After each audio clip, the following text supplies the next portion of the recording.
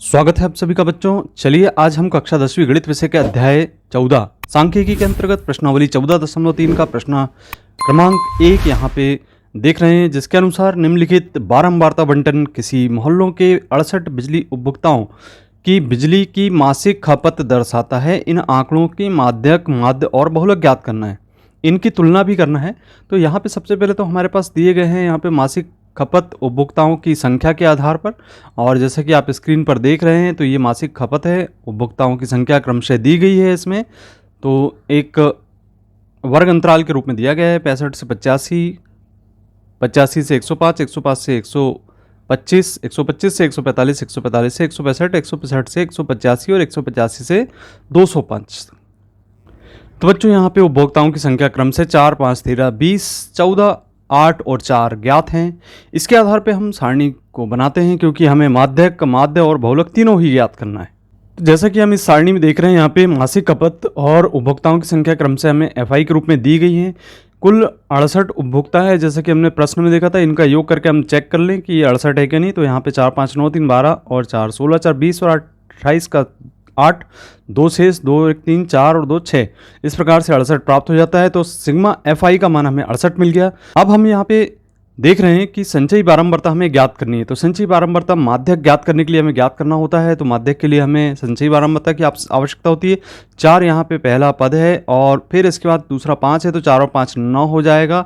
इसके बाद 9 में 13 का योग करेंगे तो यहाँ पर हमें प्राप्त हो जाएगा 22 के बराबर। 20 में 22 जोड़ योग कर देंगे तो यहाँ हमें प्राप्त हो जाता है 42, और 42 में 14 योग करेंगे तो हमें प्राप्त हो जाएगा 56।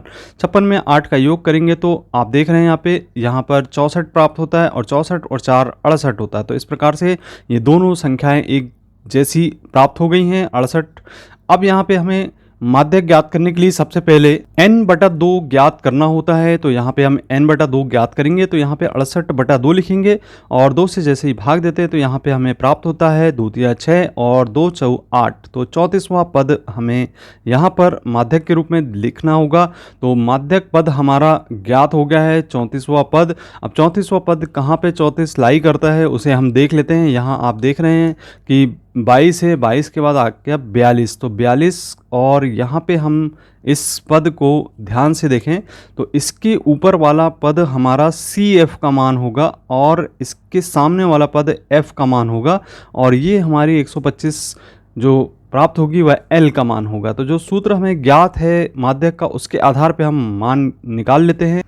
L बराबर 125, CF बराबर 22 और F बराबर 20 तथा H बराबर हमें 20 प्राप्त हो जाता है। इन दोनों का जो अंतर है, उच्च सीमा निम्न सीमा का अंतर 20 के बराबर है। तो ये इस तरीके से हम मान प्राप्त कर लेते हैं। अब क्योंकि हम जानते हैं कि माध्यक का जो सूत्र है वह होता है L + n/2 ऋण CF/F गुणित H। तो यहाँ पे हम सभी के मान रख देते हैं। L का मान रखेंगे बच्चों, तो 125 यहाँ पे लिख लेते हैं, और n/2 का मान आप देख रहे हैं यहाँ पर हमें प्राप्त हो रहा है 34, और CF का मान आप यहाँ पे 22 लिख रहे हैं, और इसी प्रकार से F का मान यहाँ पे 20 लिख रहे हैं, और जो H का मान है वह भी हमें 20 ही प्राप्त हो रहा है। हमने ये सभी मानों को लिख लिया। अब 20 से 20 आप चाहें तो कैंसिल कर सकते हैं, और यहाँ पर आप ध्यान दें तो 34 में से 22 को कम करना होगा। तो यहाँ पे होगा 125 धन 34 में से 22 घटाएंगे तो 4 में से 2 गया 2 बचेगा, और 3 में से 2 गया 1, तो 12 प्राप्त हो जाएगा। अब हम 125 में 12 का योग कर देते हैं। 5 और 2 7, 2 और 1 3, और यहाँ पे प्राप्त होगा 137। तो 137 जो प्राप्त हुआ है ये हमारा माध्यक है। अब चूंकि हमें कहा गया है कि हमें माध्यक, बहुलक और माध्य सभी ज्ञात करना है, तो यहाँ पे माध्य ज्ञात करने के लिए हमें मध्यमान निकालना होगा। इसके बाद हमें D का मान और U का मान निकालते हुए FI UI का मान हम निकालेंगे। सिग्मा FI UI ज्ञात करेंगे तो हमें माध्य ज्ञात हो जाएगा। तो चलिए यहाँ पे मध्यमान ज्ञात करते हैं। मध्यमान का मतलब है कि दोनों पदों को योग करके और 2 का भाग हमें देना है। भाग विचलन विधि का उपयोग कर रहे हैं, तो दोनों का योग कर दीजिए आप। 65 और 85 आपका योग करने पर प्राप्त होता है 150, और 2 का जैसे ही भाग देते तो हमें यहाँ पे मिल जाता है 75। इसी तरीके से दोनों का योग करेंगे, 2 का भाग देंगे तो यहाँ पे हो जाएगा 95 के बराबर। इसके बाद यहाँ पे देख रहे हैं कि इन दोनों का योग करते हैं और 2 का भाग देते हैं तो यहाँ पे प्राप्त हो जाता है 115। इसके बाद 125 145 का योग करके 2 का भाग देते हैं, यहाँ पे प्राप्त होगा 135 के बराबर। इसी तरीके से यहाँ पे इन दोनों का योग करके भाग देते हैं तो 155 हमें प्राप्त हो जाता है। अब चलिए यहाँ पे इन दोनों का योग करते हैं, 165 185 का 2 का भाग देते हैं तो यहाँ पर हमें प्राप्त हो जाता है, इसका योग करके 2 का भाग देने पर 175 के बराबर। और 185 205 का योग करके 2 का भाग देंगे तो यहाँ पे हमें प्राप्त हो जाएगा 195। तो ये हमें सभी मान मध्यमान के रूप में प्राप्त हो गए हैं। अब हम यहाँ पे चूंकि डी का मान ज्ञात करना है तो विचलन ज्ञात करने के लिए हमें यहाँ एक कल्पित माध्य मानना होगा। कल्पित माध्य मानने के लिए आपको हमने बताया कि यहाँ पे टोटल कितने पद हैं उसको देख लेते हैं। तो यहाँ पे देख रहे हैं हम 7 पद हैं, चूंकि विषम संख्या है, 1 का योग करेंगे तो हो जाएगा 8, 8 में 2 का भाग देंगे 4। तो चौथा पद हम यहाँ पे कल्पित माध्य के रूप में लेके चल सकते हैं। तो यहाँ पे आपको 135 जो है वो कल्पित माध्य होगा। तो ए का मान आपने यहाँ पे ज्ञात कर लिया है, ए का मान 135 को प्रत्येक मान में से घटाते हुए चलेंगे तो xi माइनस ए के रूप में हमें प्राप्त हो जाता है। तो जैसे ही हमने 75 में से 135 घटाया तो यहाँ पे हमें जो मान प्राप्त हो रहा है वह है यहाँ पर ऋण 60 के बराबर प्राप्त हो जाता है। इसके बाद हम 95 में से 135 को कम करते हैं तो ऋण 40 प्राप्त हो जाता है। इसके बाद 115 में से 135 को कम करते हैं तो ऋण 20 के बराबर प्राप्त हो जाता है। अब चलिए 135 में से 135 को घटाते हैं तो यहाँ पर 0 प्राप्त होता है। 155 में से 135 को कम करते हैं तो यहाँ पर 20 प्राप्त हो जाएगा। इसी प्रकार से 175 में से 135 कम करेंगे तो 40 प्राप्त हो जाएगा और 195 में से 135 घटाएंगे तो 60 प्राप्त हो जाएगा। अब यहाँ पे हम देख रहे हैं कि जो h है उसकी वैल्यू कितनी होगी। तो यहाँ पे हम दोनों में जो उच्च सीमा निम्न सीमा का अंतर ज्ञात कर लेते हैं तो हमें 20 के बराबर प्राप्त होता है। 20 का हम जैसे ही भाग देते हैं तो हमें यहाँ पे क्रमशः मान प्राप्त हो जाएंगे। 20 या 60 होता है तो ऋण 3 और इसके बाद 20 दूनी 40 होता है तो ऋण 2 प्राप्त हो जाएगा। 20 से कम 20 तो ऋण 1 प्राप्त हो जाएगा। इसी प्रकार से यहाँ पे 0 में भाग देंगे तो 0 प्राप्त होगा, 20 में 20 का भाग देंगे तो 1 प्राप्त होगा, 40 में 20 का भाग दिए तो 2, 20 दूनी 40 और 20 दिया 60। तो इस तरीके से हमें मान प्राप्त हो गए। अब FI/UI का मान ज्ञात करने के लिए हम यहाँ पे क्रम से F जो हमें मान ज्ञात है और U का मान ज्ञात है इनका आपस में गुणा करेंगे। तो 4 का ऋण 3 में गुणा करके 4 तिया ऋण 12 हो गया। फिर 5 का गुणा ऋण 2 में करेंगे, 5 दूनी 10 हो गया और फिर इसके बाद यहाँ पे 13 एकम 13 तो ऋण 13 हमें प्राप्त हो गया। अब यहाँ 20 का गुणा 0 में करेंगे तो 0 प्राप्त हो जाएगा। 14 का गुणा 1 में करेंगे 14 मिल गया। इसके बाद आप देख रहे हैं 8 का गुणा 2 में करेंगे 8 दूनी 16 मिल गया और 4 का गुणा 3 में करेंगे 4 तिया 12 प्राप्त हो जाएगा। अब यहाँ पे धनात्मक संख्याओं को जोड़ दें और ऋणात्मक संख्याओं को जोड़ दें और हल कर दें। तो यहाँ पे आप देखते हैं कि धनात्मक संख्या को जोड़ने पर 42 प्राप्त होता है और ऋणात्मक संख्या को जोड़ने पर 35 प्राप्त होता है। 42 में से 35 घटाते तो हमें प्राप्त हो जाता है 7 के बराबर। तो जो 7 प्राप्त हुआ है वही हमारा सिग्मा FI/UI का मान होगा। अब बच्चों यहाँ पे जो मान ज्ञात है हम क्रम से यहाँ पे लिख लेते हैं। हमें ये सभी मान ज्ञात हो गए हैं। तो ए का मान 135, एच का मान 20 और सिग्मा FI का मान 68, सिग्मा FI/UI का मान आप देख रहे हैं यहाँ पे 7 के बराबर है। जैसा कि हम जानते हैं कि माध्य बराबर ए प्लस सिग्मा FI/UI बटे सिग्मा FI इंटू एच, ये पग विचलन विधि से ज्ञात करने का सूत्र होता है। तो यहाँ पर हम ए का मान रख देते हैं। ए का मान 135 और यहाँ पे सिग्मा FI/UI का मान 7 है और इसी प्रकार से सिग्मा FI का मान 68 है, यहाँ पे लिख लेंगे। और इस प्रकार से यहाँ पे एच का मान 20 है। अब यदि आप देख रहे हैं कुछ कैंसिल हो रहा है तो कैंसिल कर सकते हैं या डायरेक्ट आप भाग दे सकते हैं। तो यहाँ पे आप कैंसिल भी कर सकते हैं। तो 2 तिया 6 होता है और 2 चौ 8, 2 एकम 2, 2 शून्य 0। फिर से आप 2 पंचे 10 होगा और 2 एकम 2 और 2 सत्ते 14 होगा। तो इस तरीके से यहाँ पर जो हल करने पर प्राप्त होगा 135 धन 7/35 और बटे में प्राप्त होगा 17 का भाग देंगे।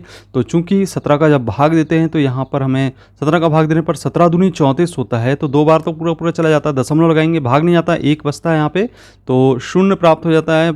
इसके पुनः यहाँ 0 लगाते हैं और इसके बाद 100 हो जाता है। 100 में हम 17 का भाग देते हैं तो लगभग ये आप मान के चलें कि 6 बार चला जाता है। इन दोनों का योग ज्ञात कर लेते हैं। तो ये हमारा योग करने पर 137.06 के रूप में हमें प्राप्त हो जाता है। लगभग इतना मान हमें प्राप्त हो जाता है। तो ये हमारा माध्य होगा। जैसा कि हमें यहाँ पर बंटन दिया गया है उसके आधार पर जो माध्य निकल के आया है वो 137.06 होगा। अब बच्चों जो बंटन हमें ज्ञात है उसके आधार पर हमें बहुलक भी ज्ञात करना है। बहुलक ज्ञात करने के लिए आपको ध्यान देना होगा कि यहाँ पर जो हमें बारंबारता ज्ञात है उसमें सबसे अधिक बारंबारता कौन सी है। तो सबसे अधिक बारंबारता यहाँ पे आपको दिखाई दे रही है कि 20 है। अब इस बारंबारता के वाले पद को हम F1 के रूप में लेकर चलते हैं और इसके ऊपर वाले पद को हम F0 के रूप में और इसके नीचे वाले को F2 के रूप में लेकर चलते हैं। तो यहाँ पे हमें बारंबारता बंटन ज्ञात हो गया और इसके सामने वाली जो आप देख रहे हैं यहाँ पे जो वर्ग अंतराल है 125 से 145, इसको हम बारंबारता वर्ग अंतराल के रूप में लेकर चलते हैं। तो यहाँ पे निम्न सीमा 125 हमें ज्ञात है, तो हमें बंटन से प्राप्त हो जाता है यहाँ पे F0 का मान, F1 का, F2 का, L का मान और H का मान। अब चूंकि हम जानते हैं कि बहुलक का जो सूत्र होता है वो होता है L plus F1 minus F0 बटे 2F1 minus F0 minus F2 into H के बराबर। क्रम से यहाँ पे हम मान रखते चलते हैं। तो L का मान जैसा कि हम देख रहे हैं यहाँ पे 125 के बराबर है धन F1 माइनस F0, F1 का मान 20 रखेंगे, F0 का मान 13 और इसी तरीके से नीचे हम लिखेंगे F1 का मान 20 ऋण 13 ऋण 14। इस तरीके से यहाँ पे हमने सभी के मान रख दिए। H का मान भी लिखेंगे तो 20 के बराबर होगा। इसे हम सरल कर लेते हैं तो यहाँ पर हमें प्राप्त हो जाता है 125, 20 में से 13 घटाएंगे तो हमें प्राप्त होगा 7 बटे 20 दूनी 40, 40 में से 13 और 14 इसको घटा देते हैं तो हमें कुल जो प्राप्त होता है 13 के बराबर।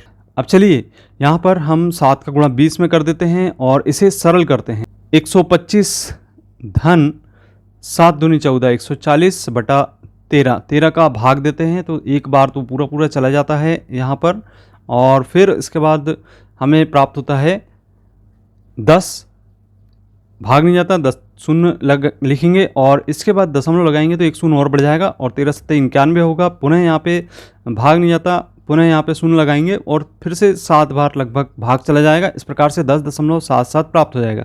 125 में हम 10.77 का योग करते हैं तो ये प्राप्त हो जाता है 135.77 के बराबर। तो इस प्रकार से जो बहुलक हमें ज्ञात हो जाता है वह है 135.77 के रूप में।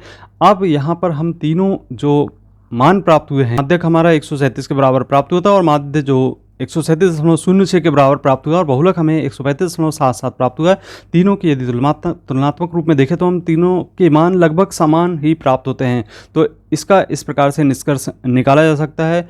और यदि आपने पिछले वीडियो नहीं देखे हैं बहुलक और माध्य निकालने के तो यहाँ पे एंड स्क्रीन पे आपको उसकी लिंक दिखाई दे रही है, आप उसको जरूर क्लिक करके देख सकते हैं। इसी प्रकार के कंटेंट से जुड़े रहने के लिए आप चैनल को जरूर सब्सक्राइब करें। मिलते हैं अगले वीडियो में, धन्यवाद।